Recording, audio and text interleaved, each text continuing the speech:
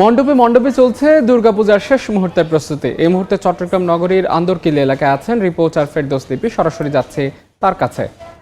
লিপি,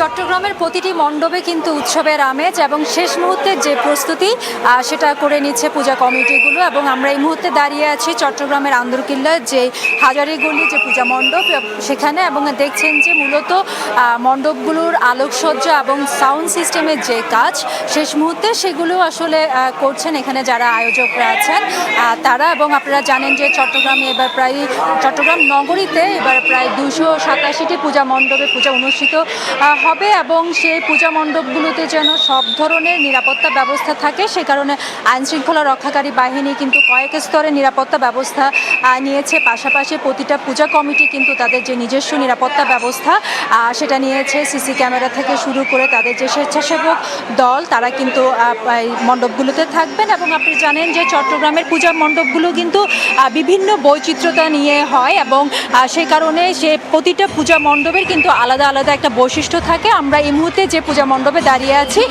সেখানেও কিন্তু একটি বিশেষ থিমের উপর ভিত্তি করে পূজা অনুষ্ঠিত হচ্ছে। মূলত কল্কি যে অবতরণ সেই অবতরণের কথা তারা বলছেন। এবং এই পূজা মণ্ডপের যে মূল প্রতিমা সে প্রতিমা কিন্তু এখনো পর্যন্ত কাপড় দিয়ে ঢাকা।